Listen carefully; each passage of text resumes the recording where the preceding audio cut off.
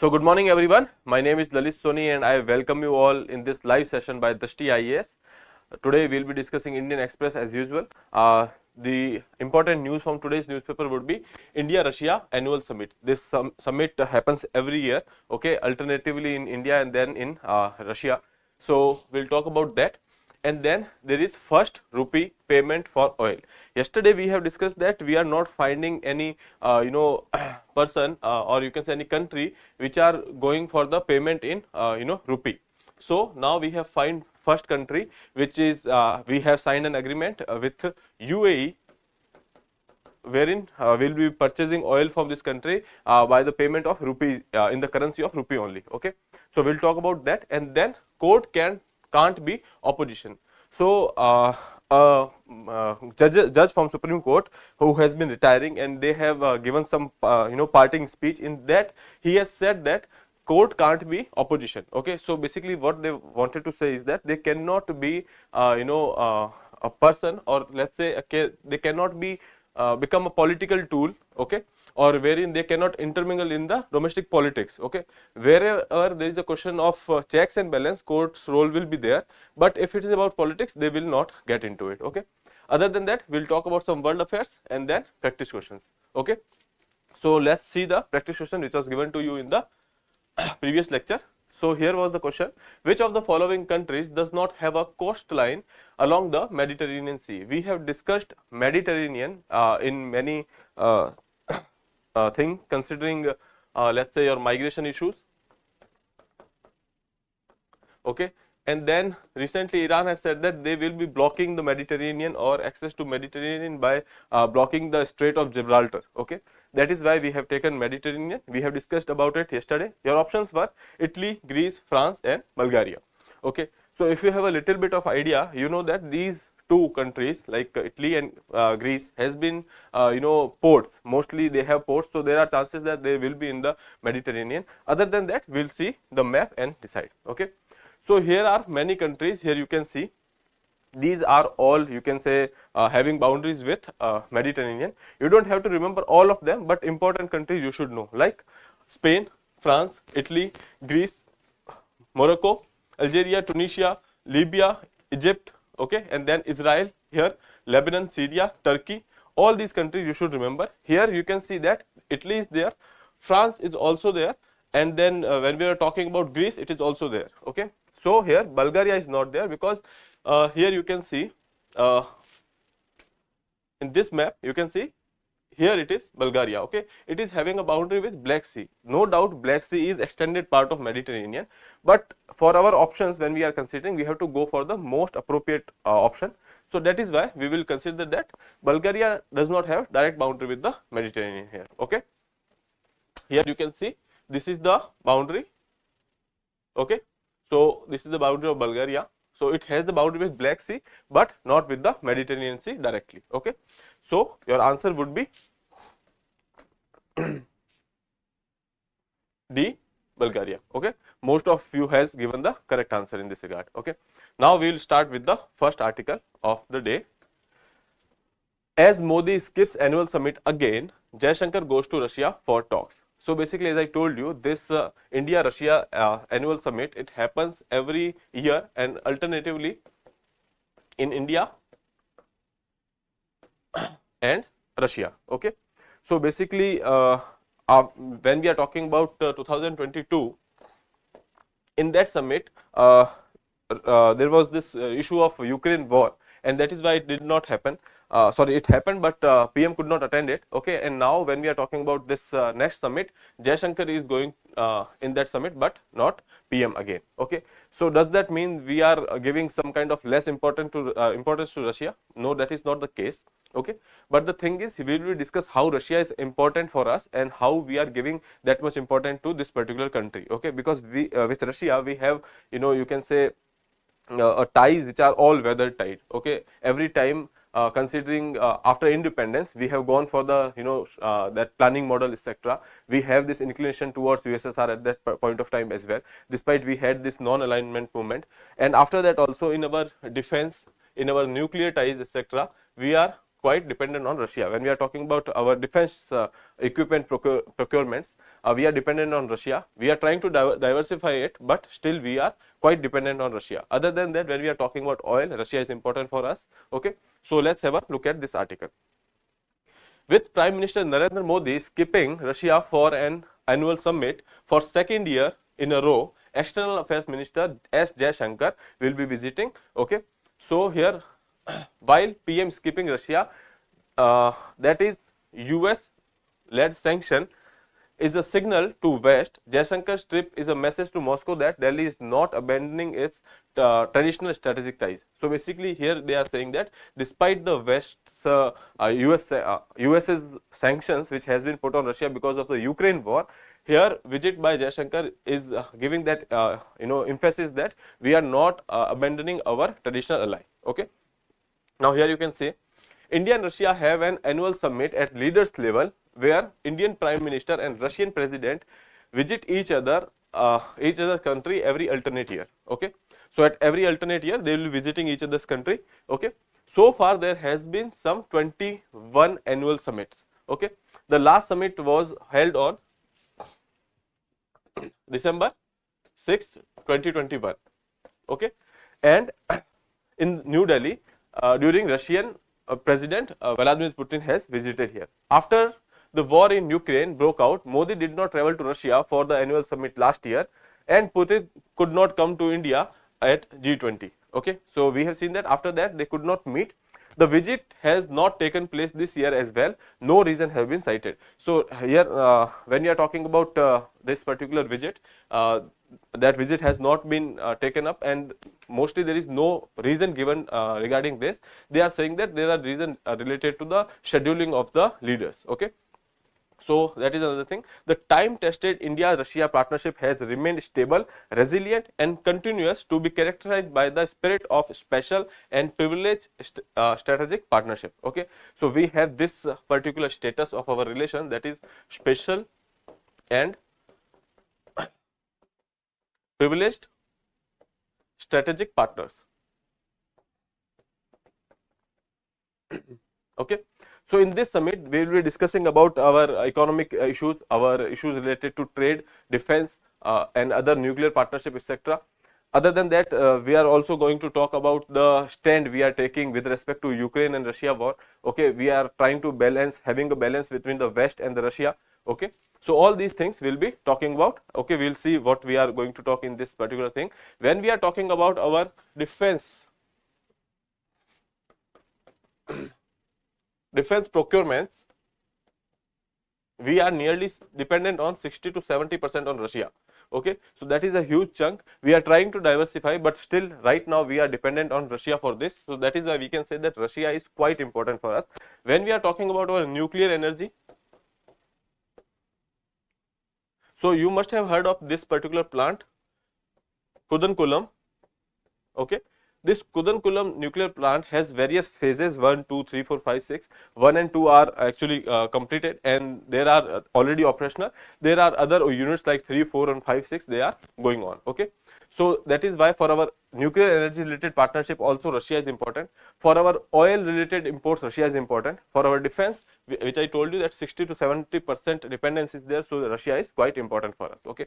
So these are the facts you have to remember for your exam. Now we will have a look at the comprehensive significance of this particular visit. Okay. As I told you, okay, so as I told you, PM Modi has skipped this particular annual summit. So External Affairs Ministers S. Jaishankar will be attending the summit to meet Russian leadership. Okay. India and Russia hold annual summit alternatively in each other's country, but Modi's visit hasn't materialized this year. Okay, no reason has been cited other than the scheduling. Okay, Jaishankar's visit reinforced the India's enduring partnership with Russia amid geopolitical tensions. Okay, when we are talking about geopolitical tensions, we are basically here talking about that Russia-Ukraine war. In this particular war, West is with Ukraine. Okay, USA is supporting financially as well, and now you know that Ukraine is trying to get into European Union as well. Okay, so West is with Ukraine and we have a significant amount of partnership, or you can say we have significant dependence on Russia. We have traditional partnership with Russia. So that is why we did not give any kind of condemnation of Russia's this particular step of attacking Ukraine. Okay, we have tried to make balance. Most of the time we have said that they should go for dialogue and diplomacy, and not go for war. Even Mr. Modi has said to Putin that this is not an era of war. Okay, so you have to go for the diplomacy and dialogue. Okay. Now, other than that, here you can see agenda covers economic, trade, energy, defense talks, signifying India's balance between West and the historical Russian ties. Okay. So here, as I told you, we are trying to make a balance between West and Russia, and that has always been the case after fall of USSR. Before that, we had a visible inclination towards USSR. Okay. After that, you can say economic reforms, or you can say that was the time in 1990s or 1989 when USSR collapsed. So we can say that the socialist whatever perspective was there in the world at that particular world order, or we are talking about the bipolar world order of the time of the Cold War, that bipolar world order actually collapsed after the collapse of USSR. Okay. At that particular point of time, as I told you, there were two poles, that is USA and USSR. We had an inclination towards this USSR. Okay. But then in India, we had this BOP crisis, and that is why we have to go for the institute like IMF and World Bank, and they wanted to open our economies. Okay. So we actually opened our economies.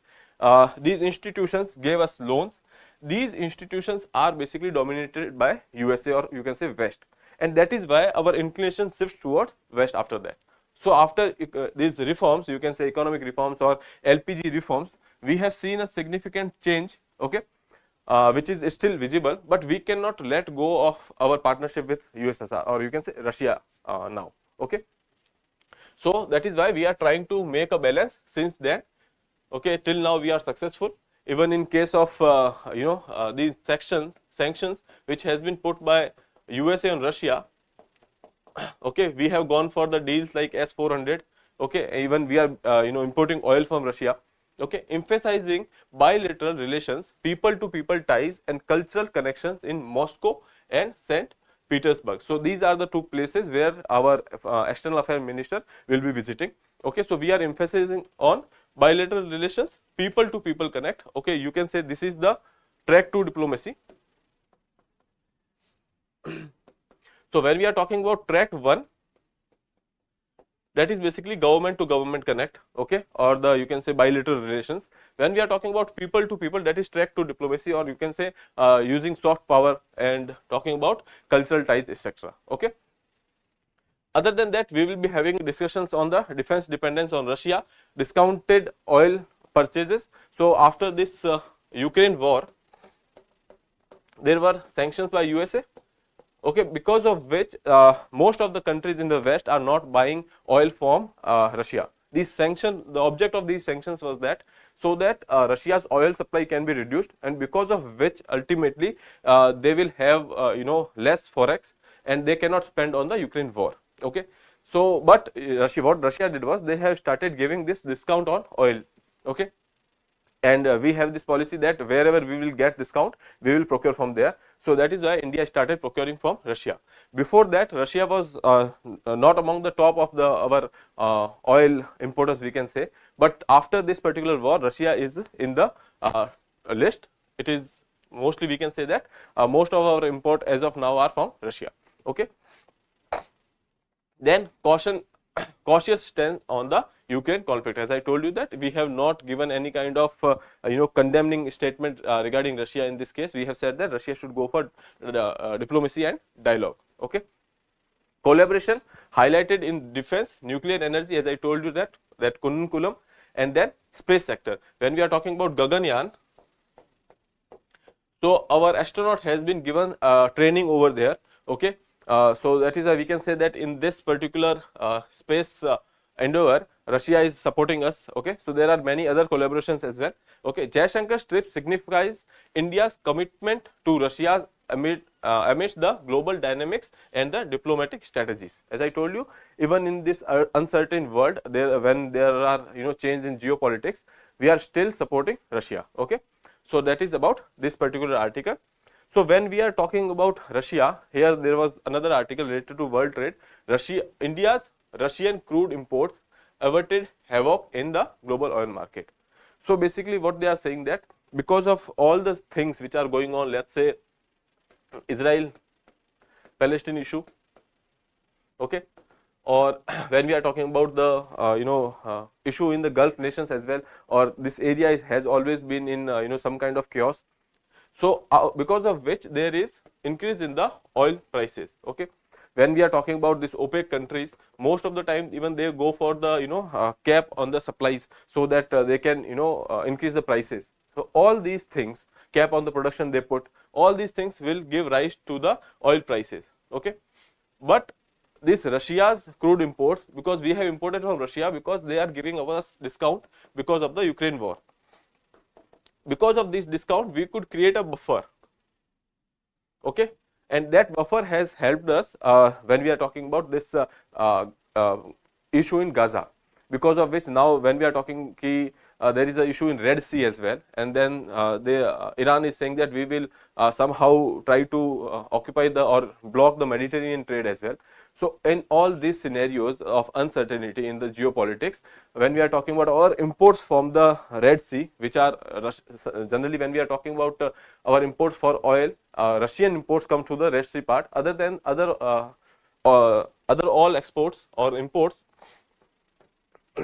our imports comes through this Strait of Hormuz. Okay, so that is why this particular discounted prices, and we have created the buffer. Okay, so that is why Russia's oil is important for India. Now global crude oil prices would have surged and created a havoc in the international oil market had India not ramped up on the imports from the Russia in the aftermath of the Moscow's February invasion of the Ukraine. Okay, as I told you, after this 2022 Ukraine attack, after that Russia has given us some kind of discounts. Okay, if this we have discussed already. So market of 100 million barrels per day. In India, we have a market of 100 million barrel per day, and our capacity is limited, because for our oil demands, for our oil requirement, we are nearly dependent on our on imports. You can say 85% of the demand comes from the import. Okay, or the 85% of the requirement of India is being fulfilled by the imports. So that is why we can say that even if there is a small rise in the prices, that will impact us significantly. Okay, India is the world's third largest consumer of crude oil, depends on imports, meet over 85% of its requirement. Okay, the country has refining capacity of nearly 250 million tons per annum, or you can say 5 million barrels per day. As I told you, we have a requirement of 100 million barrel per day, and our capacity or our refinery capacities are only 5 million barrels per day. Okay, so there is a huge gap, you can say, and that is why we are dependent on these imports. Okay, from a marginal player in India's oil imports before the war in Ukraine, Russia now tops the list of New Delhi's crude supply. As I told you earlier, we did not import as much oil from Russia, but after this war situation in Ukraine, we started importing oil from Russia because of the discounted prices. Okay, so this is the thing which we have discussed about the Russian crude oil imports for India. So that is why we can say that these things are important for us. Now moving to the next article, which is also related to, let's say, oil import export or oil trade. Here India's first rupee payment has been done, or agreement has been signed with the UAE. Okay, so yesterday we have discussed that we are not finding countries to make deal with when we are talking about the oil imports and paying in rupees, we did not find any countries. So this is the first country. So as of now, we don't have any kind of target that how much we have to cover with the rupee only. Okay, when we are talking about the imports of oil, generally in the market, the currency is used, that is US dollars. Okay, so if we are going for the payment in rupees, our forex reserve will be saved. So that is one thing. Okay, other than that, circulation of our money in international market will impact the strength of our money as well. Okay, so that are two reasons for which we are going to go for the payment in rupee only. Okay, so now the first payment has to be made to UAE. India looks for the more deals, no target, says the official. As we discussed that, we are trying to diversify and we are trying to make sure that more and more countries comes up with this particular plan or such agreements, so that we can deal in rupees as well. Okay. India's first ever payment in rupee for crude oil purchase from UAE is helping the world's third largest energy consumer push for the taking the local currency global. Okay, as it looks for similar deals with the other supplier. As I told you, we are dependent on oil import 85%. Okay, so pursuing a three-pronged strategy. So when we are talking about our oil imports, we have this strategy that we are buying from the cheapest available sources. Whoever are giving us discount, we are going for that. Even recently, Venezuela has said that we will be giving discounts. So we have said that we will go for buying from the, we will go and buy from the Venezuela as well. Okay. So then diversify the source of supply. Earlier we were mostly dependent on this Gulf countries, or you can say this Arabian countries, which are kind of having a large large reservoir of this oil. But then we have also taken from USA, now Russia. Even recently we are saying that we will go for Venezuela as well. Okay, so we are trying to diversify our supply and not breaching any international obligations like the price cap in case of Russian oil. Okay, so there is this price cap which has been put on Russian oil. Okay, so we are not trying to breach that as well. Okay, so this is the thing. And post Ukraine war, we, as I told you, that our imports from Russia has increased. Okay, then now we have signed an agreement with UAE for the rupee settlement. Okay, some of the Russian oil imports has also been in settled in rupees, but we don't have any kind of agreement, but we have done deals with Russia in rupees as well, because after this Ukraine war there was issue related to payments, issues related to the navigation in the seas, there were insurance related issues. So for all that things, Russia has limited options, so that is why they have started to settle in the rupees as well. Okay, so here we have discussed that US dollars are the default currency which we are using. To boost the rupees role in the cross border payments, Reserve Bank of India allowed more than a dozen banks to settle traders in rupee with 18 countries last year. Okay, so Reserve Bank of India, RBI, has allowed such settlements. Okay, and other than that, RBI have also gone for the specific kind of accounts which we have discussed yesterday, so you can have a look at that. Okay, so there was no target, as internationalization of rupee is a process which will take time and it cannot happen in a overnight way. Okay, so that is why till now we don't have any target. This is the first step which has been and we are looking for more such deals. Okay, now moving further. So court can't be replaced to politically handle the government. Okay, so if government is doing anything wrong, okay, or anything they are going for any such political step, okay, so every time court cannot come and do the right thing, because the thing is, court's job is to provide for check and balances and not to come between the daily administration, okay, or daily work of the government. Okay, so now the Justice S.K. Kaul, who is basically retiring now, so he has said some things about, let's say, role of judiciary, then judicial appointments, and on the bail. So we will discuss that, what are his opinions regarding that. He has said that the judiciary is a check and balance, but to say, look, the government was doing this wrong and now you have to do something about it, is wrong. That every time government does something wrong, it is not the only job of judiciary to come and stop the government over there. Okay, so we are here for the check and balances, but there is also a job of opposition in the parliament as well. Okay, now in the case when there are majorities, governments are in majority, okay, and the political parties, the opposition political parties does not have a larger say, in that case there are issues like this suspension of MPs which has happened, which is kind of derogatory for the parliamentary democracies, because such opposition has to understand their role. Okay, their role is to speak in the parliament, their role is to make the public aware about the wrongs which has been done by the government. But the thing is, if they try to create chaos in the parliament and then ultimately there is a code of conduct and they are going for any kind of suspension, etc. So that is you can say that weakness of opposition to put forward whatever the wrongs are done by the government. So here the judge is saying that it is there is a role of opposition as well. Okay. But most of the time courts give this benefit of doubt to the majority parties in the government. Okay. So here they are saying that the role of judiciary is just to check and balance. Okay. And then he has talked about some judicial appointments. Here said that there was this bill, okay, National Judicial Appointment Committee, and the Supreme Court has struck it down. In his opinion, he said that Supreme Court should have given a little bit of more time, or you can say a chance to this particular bill. Okay.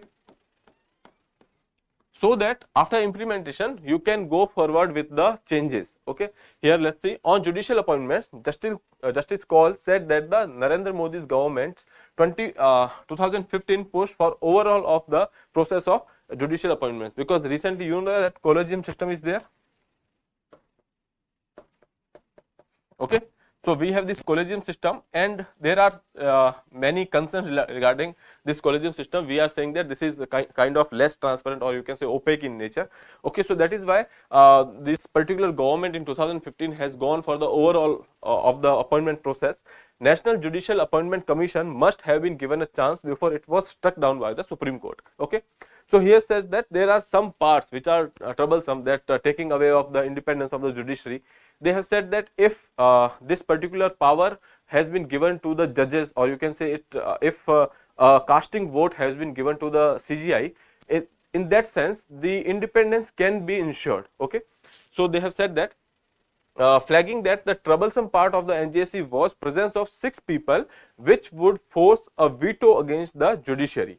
Okay. So in this committee there were 6 people and which they have this veto power. So Justice Kaul said that my own view is that the Chief Justice of India should have had a casting vote.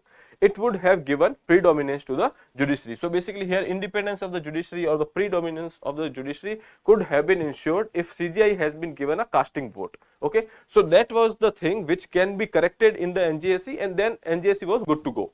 Okay. So that was the opinion of Justice Kaul regarding the judicial appointments. And then he has also talked about on bails. Bail is one thing that I feel very strongly about, which why I have talked to the district courts about it. Wrongly granted bail is dishonest. Okay. If you are giving a bail to a wrong person, this is dishonesty, but not granting a bail is another nature of dishonesty. Okay. Because ultimately you are playing with a right of a person, of you can say right of liberty of a person or the freedom of a person. Okay. Keeping someone in custody during the prosecution cannot be a substitute for a conviction. Okay. So that is the view of Justice Kaul. Government is saying that for the economic offences there should be a stringent, you can say stronger parameters to give bail. Okay. But here Justice Kaul has said that no doubt economic offences are different kind of offences. They have special you can say degree to it, but so has the offence against the state or any kind of crime which has been committed. So we cannot give any kind of specific significance yet until unless there is a law. Okay. So that are the views of the judges of Supreme Court, which is outgoing, and in his parting you can say speech, he has said all these things. So we have covered all these things. You can use these opinions in your mains answer writing. Okay. Now moving further. So there was this issue related to cheetah let out in Kuno. Wild enters Rajasthan, tranquilized and brought back. So basically what happened, these cheetahs were in some kind of enclosed setting, and then they were set free in the forest, but they have entered into the district. Okay. So here you can say there is this Madhya Pradesh and we have this Kuno Palpur area or protected area wherein some cheetahs has been introduced from South Africa and Namibia. Okay. Here you can see these are the potential sites. Okay. There Shahgarh in Rajasthan, Kuno Palpur in Madhya Pradesh, and then Nora Dehi. These were identified as the potential site for the relocation of cheetahs from African continent to India. Okay. So that is for the reintroduction of this particular species. Okay. So that is why these were the three potential areas, but then ultimately they have been transferred to this Kuno Palpur area, okay, that is in Madhya Pradesh. So here you can see that there is a boundary with Rajasthan, okay, and in the recently these cheetahs were introduced in the forest, okay, after the enclosed setting, but few of the one of them has moved to the Bara district of Rajasthan, and from there they have tranquilized it and then moved back into the enclosed setting, okay. So why this thing is important? Here you have to remember these three important protected areas: Shahgarh, Kuno Palpur and Noradehi. First thing. Second thing is this cheetah reintroduction program which has happened. Okay, so there has been introduced 20 cheetahs, wherein 8 were from Namibia and 12 were from South Africa. Okay, so we have reintroduced this species in our Indian territory, and then they have been sent to Kuno National Park in Madhya Pradesh. Okay, so there are some 21 cheetahs. No doubt these cheetah has some kind, you can say, reproduced, but the thing is recently there was some death of this particular species because of some kind of disease over there. Okay, now they have been put in the enclosed setting somewhere, and slowly we are moving them inside the forest. Okay, so that is why I have taken this particular article. Only thing I would like to tell you here is that there was this program of reintroduction of these cheetahs from South Africa and Namibia to India, and the site is Kuno Palpur. This is in Madhya Pradesh. Okay, now let's move further. From the world affairs, there was, as I told you, there was this issue of migration which has been in news, and it is resurfacing again and again. This issue of Rohingyas, you must have heard. So this Rohingya is a community from Myanmar which has been seen some kind of ethnic violence in 2017. Okay, after that they fled from the country and they moved toward the neighboring countries like Bangladesh and India. Okay, so India said that we will not be able to take refugees or give asylum to these Rohingyas, but then since it has a direct boundary with here you can see this this area is Myanmar and this is the Rakhine state. Okay, here you can see this Rakhine state is there, and this Rakhine state is the area where there are atrocities has been inflicted on this Rohingya community. Okay, so they starting flooding. So here you can see there is this particular boundary with Bangladesh. Okay, so they have started to move inside the Bangladesh. Other than that, in some cases they have entered India as well. Okay, so most of these Rohingyas has entered Bangladesh, and then Bangladesh has gone for island, that is Bhasanchar, wherein Bangladesh said that we will ultimately shift all these Rohingya migrants to this particular island. Okay, but recently now these community is now fleeing from this island as well and moving towards the Indonesia. Okay, so these are moving illegally. Okay, so that is why they were in news. Here you can say they were moving towards Indonesia. There was a boat of some 200 people inside that, and there were two boats actually. One has gone through some kind of accident, and then those people could not be found, and even they are saying that even authorities has not even tried for it. Okay, so ethnic Rohingya Muslim who had fled the surging violence and the rampant hunger in the refugee camps of Bangladesh. That particular area is Bhasanchar, we have discussed on the map. Okay, so there was this boat carrying up to 200 Rohingya refugees has been missing for weeks. UNHCR put an urgent message about the two boats in distress and urged countries to look for them. Okay, so no one searched, and we don't know what is the fate of this particular boat which has been in the seas. Okay, so now the thing here is you should remember this particular issue that there was this ethnic violence against Rohingyas in 2017. After that they fled the country, that is Myanmar. The state they were belonging to, that was Rakhine state of Myanmar. They have entered into Bangladesh, and from Bangladesh they have been shifted to this island, that is Bhasanchar. Because of the this gang violence and the hunger related issues, they are moving towards the other countries like Indonesia and Malaysia, etc. Okay, so here you can see these are the migratory route they are taking from the Cox's Bazar, or you can say this is the area where they entered into Bangladesh and stayed there, and then there is this Bhasanchar island, and then this Rakhine state. From there they are taking this sea route and from moving through this area, and they are going to the Malaysia and Indonesia. Okay, so and this particular incident that has happened somewhere in the off coast to Indonesia. Okay, So that is why you have to remember this area, which is otherwise also important because this is part of your Indian Ocean region, which has always been in the news. Okay. Now moving further, India has potential to grow at 10%, but land and labor reforms are important. Okay, so there was this interview.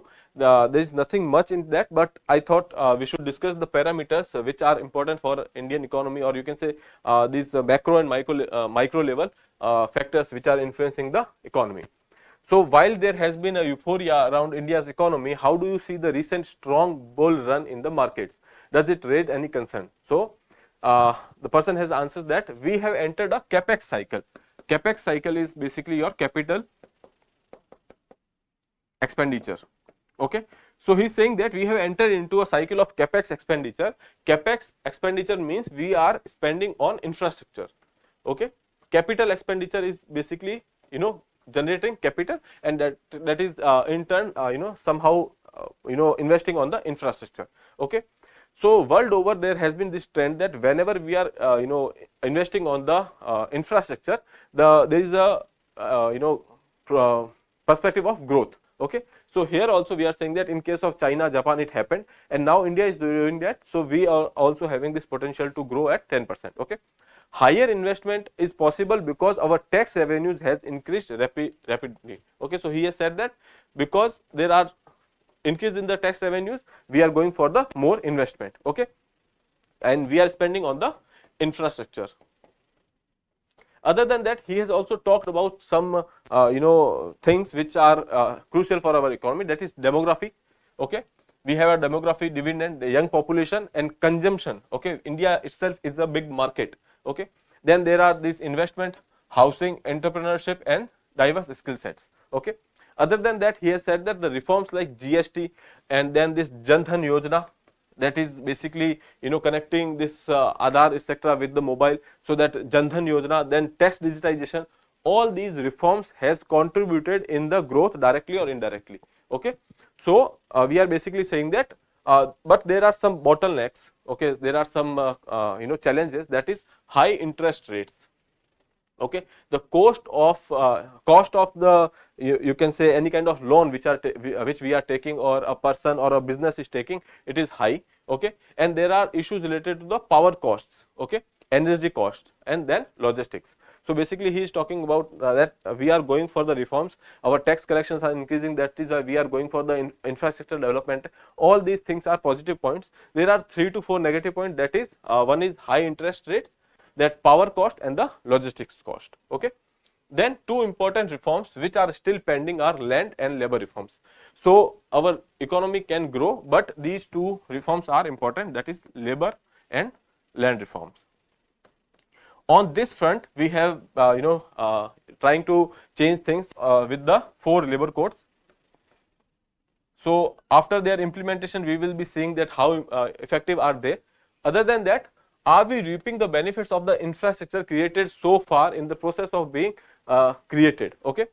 So earlier it is for he is saying that yes, we have reaped the benefits, because earlier if there is a ship Mumbai to Kolkata, or there is a truck which is moving from Mumbai to Kolkata, it used to take 4 days and now it is taking 2.5 days. So you can say that infrastructure is helping us, okay, increase the you know, efficiency, okay, or the logistics efficiency. Other than that, there is this reform related to FASTag, okay, because of which the delay on the toll etc. has been reduced. Okay. And then we are going ahead fast with the technology wise, and digitization has helped a lot. Okay.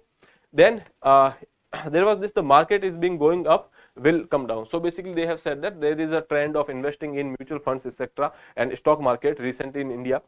So what should be expected? Okay, recently market is going upward. So he has said that the market which goes up will come down eventually. The thing is, in economy we have this boom and bust cycle. Okay, so economy works in a different way, or you can say there is this you know, growth and then stagnancy and decline and growth. Okay, so if a market is going up, so it will come down, but the thing is investors should be looking at in a long term. Okay, not in the 1 month or 1 year's view.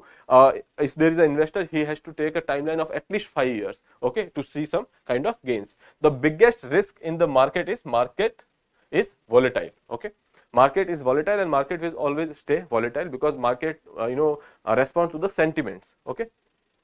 So, that is the article which is there in the your economy page. So, we have taken that. Now, we will take the practice question for your prelims. Which region geographically housed the Bhasan Char island? We have discussed that. This is important with respect to Rohingya issue. Okay. So, the options are South China Sea, B Bay of Bengal, C Arabian Sea and D Andaman Sea. So, you have to choose the correct answer and answer in the comment box. Okay. Now, for your mains, the question would be describe the historical significance and the evolution of relation between India and Russia. So, basically you can start from the name era, or you can say the bipolar world, and from there we have come up to this post Cold War era. Then you can talk about this US inclination, and then still despite all these things, how we are trying to manage the relations with USA and Russia. Other than that, we can also here talk about our economic ties, nuclear energy related ties, defense related ties, oil imports, and then we can also talk about this people to people connect, and then cultural connectivity. Okay.